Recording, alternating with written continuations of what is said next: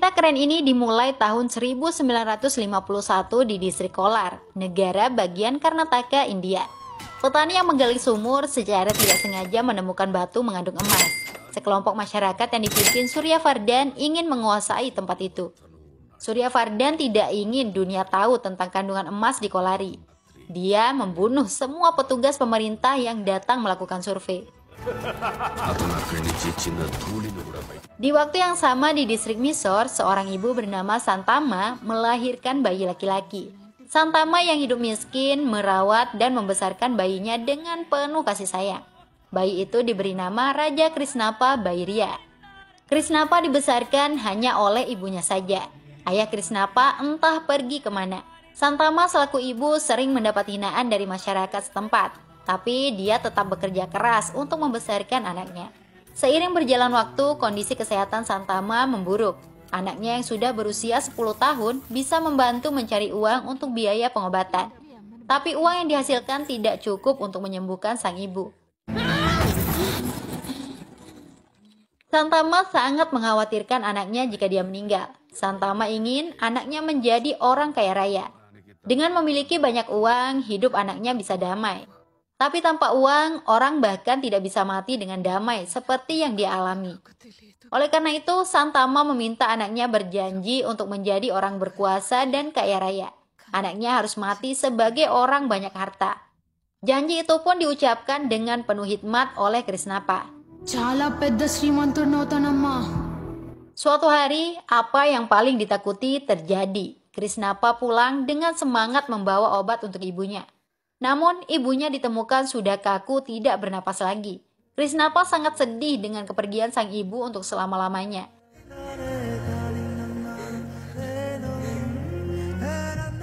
Nasib jauh berbeda dijalani Surya Vardhan sejak menemukan emas di Kolari. Dia menyewa lahan di sana selama 99 tahun. Penambangan emas dirahasiakan dengan kedok penambangan batu kapur atas nama perusahaan Narachi. Untuk menjaga rahasia itu tetap aman, ribuan tenaga kerja dibawa secara paksa oleh anak buahnya. Surya Vardhan benar-benar menjadi penguasa Kolari Goldfields alias KGF, yang artinya ladang emas Kolari. Dia berhasil membangun kerajaannya sendiri dan menjadikan KGF sebagai kota emas atau Eldorado. Pemerintah India tidak mengusik Surya Vardhan, karena ketua partai penguasa, Guru Pandyan adalah mitranya. Para politisi India sudah dikenyangkan dari hasil emas di KGF. Surya Vardhan memiliki mitra bisnis yang solid. Penguasa wilayah barat, Andrews, bekerja untuknya. Sedangkan orang yang mengekstraksi emas adalah Kamal. Emas batangan kemudian dibawa ke Bangalore dan didistribusikan oleh Rajendra Desai. Tidak hanya itu, Surya Vardhan memiliki Adera, adik kandungnya yang menjadi kekuatan KGF. Ditambah lagi anak sulung Surya Vardhan, Garuda, yang sangat kuat melindungi KGF. Sementara Krisnapa kebingungan setelah kematian ibunya. Dia tidak tahu harus melakukan apa untuk mewujudkan janjinya menjadi orang kaya. Seorang pengemis di jalanan memberitahu Krisnapa, jika menginginkan uang recehan bisa dengan mengemis. Namun apabila ingin uang banyak, maka harus memiliki kekuasaan. Krisnapa pergi ke Bombay alias Mumbai untuk mendapatkan kekuasaan itu. Namun Mumbai terlalu keras bagi anak sekecil Krisnapa. Kota Mumbai adalah pusatnya perdagangan emas ilegal. Kota itu dikuasai oleh gangster pimpinan Sethi. Ada pula pengusaha asal Dubai, Inayat Halil, yang selalu mengincar Mumbai untuk dikuasai. Untuk bertahan hidup, Krisnapa bekerja menyemir sepatu. Ketika bosnya Aslam menanyakan adakah yang berani memukul seorang inspektur polisi karena sering mengganggu, Krisnapa dengan berani mengacungkan tangan.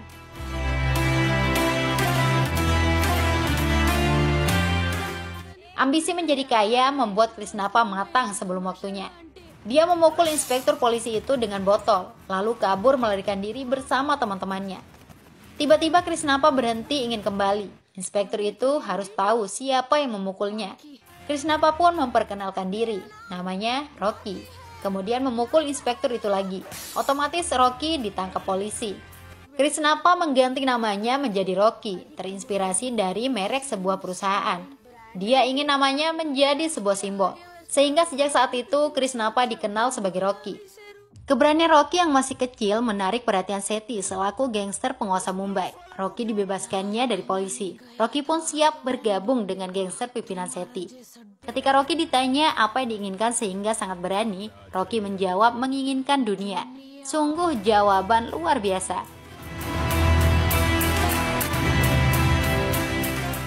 Tahun-tahun terus berganti. Rocky setia bekerja untuk Sethi hingga dewasa. Pada tahun 1978, harga emas menjulang tinggi. Hal itu membuat Inayat Khalil di Dubai kembali ingin menguasai Mumbai dan menjual emasnya. Inayat Khalil bergandengan tangan dengan gangster dilawar untuk menghabisi kelompok Sethi. Banyak anak buah Sethi dibunuh dan dipenjara. Sethi menjadi stres. Kapal-kapal Inayat Khalil juga akan segera bersandar. Namun masih ada Rocky yang bisa membuat keajaiban. Rocky yang diperankan Yas sengaja membuat dirinya tertangkap. Dengan begitu, semua anak buah dilawar datang menemuinya.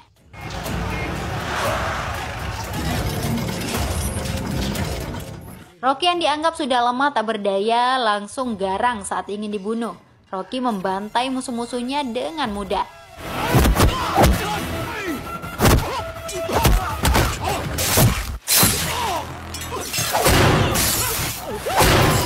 Anak dilawar yang sangat sesumbar dikejar dan dihajar. Semakin banyak musuh datang, Rocky semakin buas menerkam.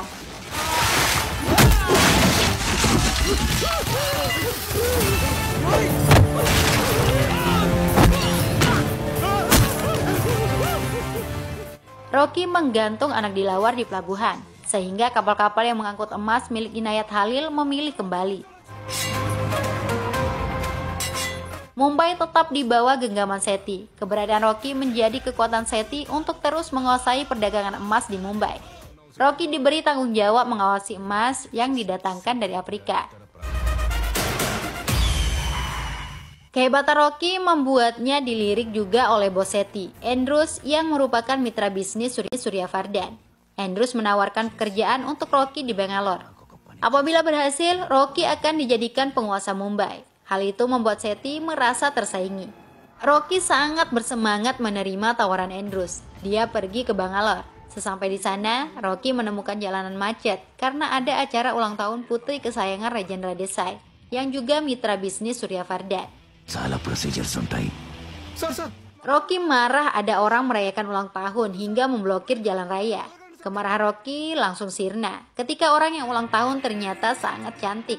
Dialah Rena, diperankan Srinidhi Sethi, yang sangat sombong karena pengaruh ayahnya di Bangalore. Rocky terpesona dengan gaya dan karakter Rena. Ucapan I love you keluar dari mulutnya. Rena marah mendengar itu. Anak buahnya diperintahkan untuk menghajar Rocky. Tapi yang terjadi tentu saja sebaliknya. Mereka hanya butiran debu bagi Rocky.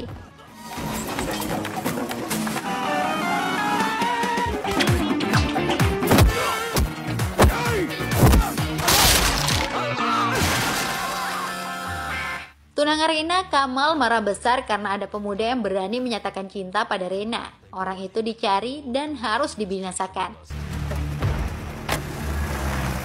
Andrews mengingatkan Rocky agar fokus dengan tujuannya datang ke Bangalore. Tidak perlu mengurus wanita. Pekerjaan Rocky adalah untuk membunuh Garuda, anak sulung Suryavardhan. Mengapa Garuda ditargetkan untuk dibunuh? Beberapa waktu lalu, Suryavardhan sudah mengalami stroke. Dia lumpuh dan hanya bisa berbaring di kasur. Kekuasaan di KGF diwariskan kepada Garuda selaku anak sulung. Adira yang merupakan adik Suryavardhan diminta mendukung Garuda. Adira setuju saja, namun di belakang, dia bersama pasukannya berusaha membunuh Garuda. Upaya itu gagal. Giliran Garuda yang menyerang balik Adira dengan mengebom kendaraannya. Garuda menjadi penguasa di KGF menggantikan posisi ayahnya yang lumpuh. Tapi yang menginginkan KGF bukan hanya Adira. Mitra bisnis Suryavardhan juga mengincarnya. Itulah alasan Rocky ditugaskan membunuh Garuda. Kembali ke Rocky. Dia dicari oleh Rena dan anak buahnya. Lagi-lagi Rocky dengan enteng bisa mengatasi. Rocky bahkan menggantikan sopir Rena. Tanpa basa-basi, Rocky mengajak Rena menikah. Sikap kurang ajar Rocky membuat Rena muak dan meminta mobil berhenti. Cinta Rocky ditolak mentah-mentah. Rocky dinilai tidak pantas mencintai Rena yang memiliki status tinggi. Perhatian Rocky tiba-tiba teralihkan melihat seorang ibu yang menggendong anaknya. Ibu itu ingin memungut roti di jalan raya, tapi dia kesulitan karena banyak kendaraan melintas. Rocky teringat ibunya dulu. Spontan saja Rocky memblokir jalan. Semua pengendara mengumpat dan marah-marah. Rocky mengeluarkan pistol sehingga mereka semua terdiam. Rocky memungut roti itu untuk diberikan. Si ibu ketakutan karena diperhatikan masyarakat. Jangan khawatir, tak satu pun dari mereka sekuat Anda. Di seluruh alam semesta ini, tidak ada pejuang yang lebih hebat dari seorang ibu, ucap Rocky. Apa yang dilakukan Rocky membuat hati Rina tersentuh. Di balik sikap Rocky yang selengean dan kurang ajar, ternyata seorang penyayang. Rina meminta agar diantar pulang saja. Namun dalam perjalanan, Rocky melihat banyak truk yang dikawal polisi. Truk itu biasa dia lihat di pelabuhan Mumbai membawa emas dari Afrika. Rocky menyusup masuk truk. Dia kaget menyadari fakta bahwa emas yang selama ini masuk ke Mumbai bukan berasal dari Afrika. Rocky jadi sangat penasaran dari mana sumber emas itu.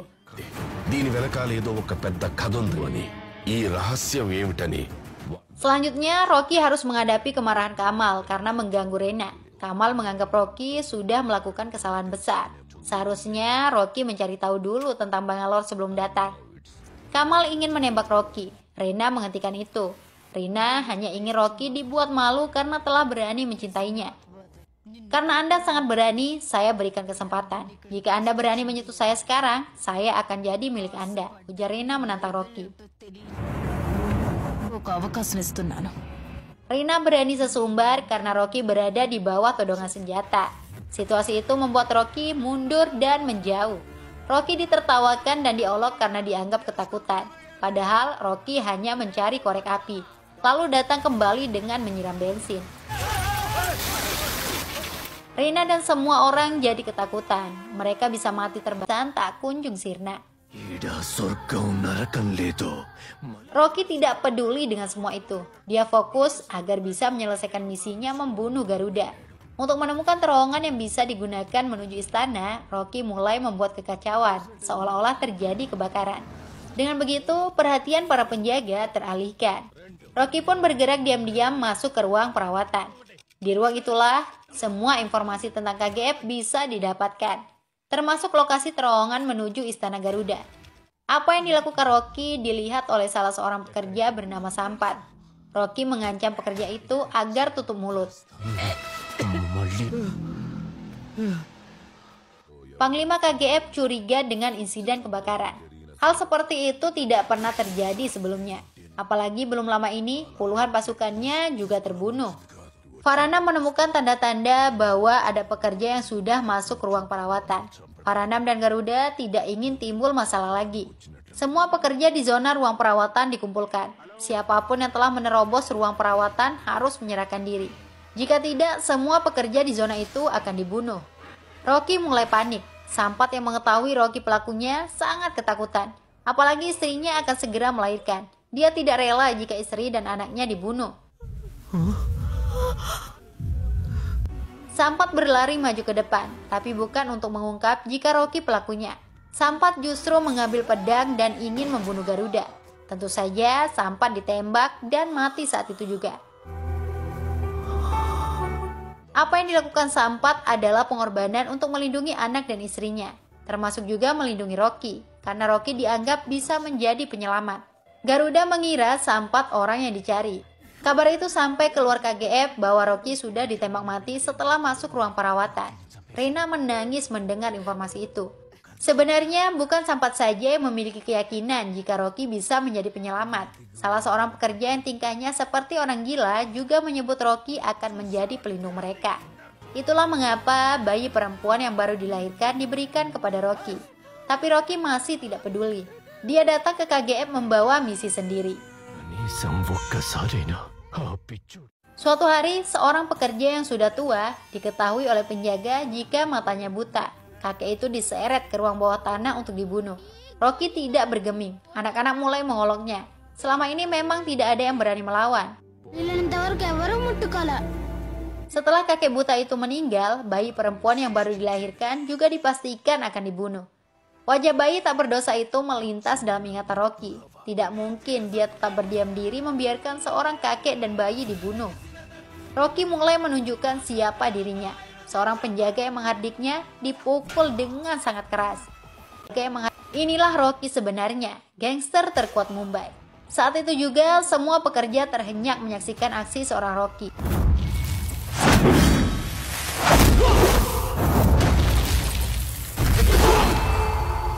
Tidak berhenti sampai di situ, Rocky bergerak menyelamatkan nyawa kakek buta yang hampir saja mati dibunuh.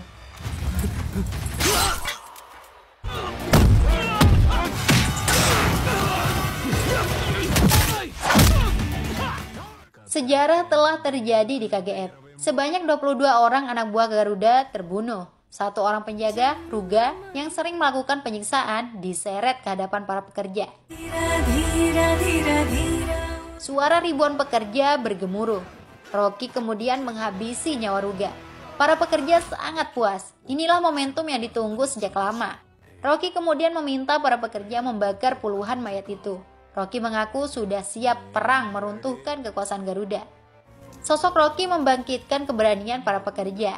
Mereka juga mulai kembali percaya jika Tuhan itu ada.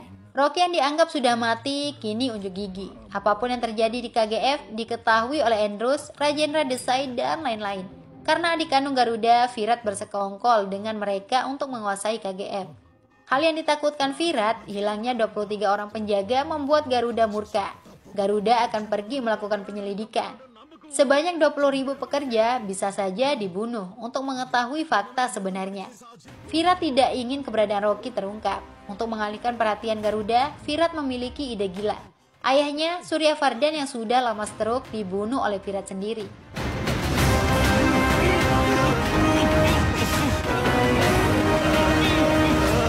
Kabar kematian Surya Vardhan langsung disebarluaskan. Siasat Virat benar-benar berhasil. Garuda disibukkan dengan ritual kematian ayahnya.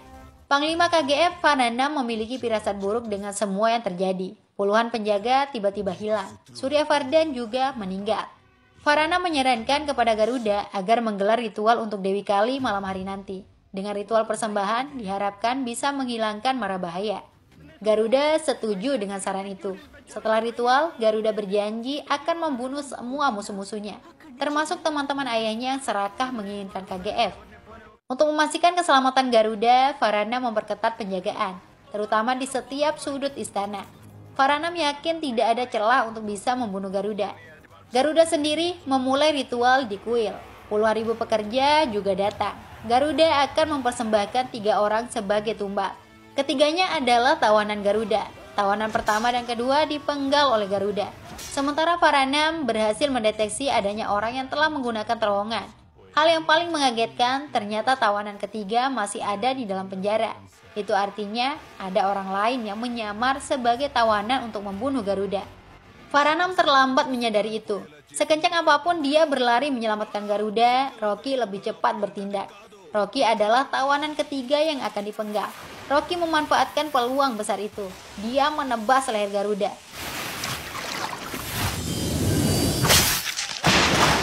Ya, saat itu juga Garuda berhasil dibunuh.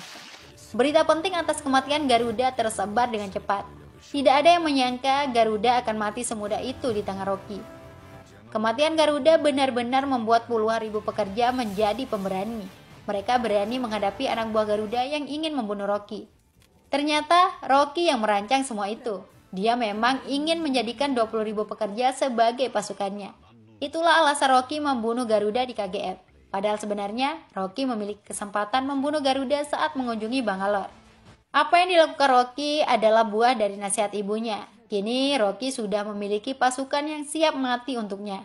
Jika kamu mendapatkan keberanian karena 1.000 orang berdiri di belakangmu, maka kamu hanya bisa memenangkan satu peperangan. Tapi jika 1.000 orang mendapatkan keberanian karena kamu berdiri di depan mereka, kamu dapat menaklukkan dunia, ucap Ibu Rocky saat dirinya masih kecil. Lalu bagaimana cerita selanjutnya setelah kematian Garuda dan Rocky menguasai KGF? Silakan klik link video alur film KGF chapter 2 di kolom komentar, karena ceritanya lebih seru lagi. Sekian, wassalam.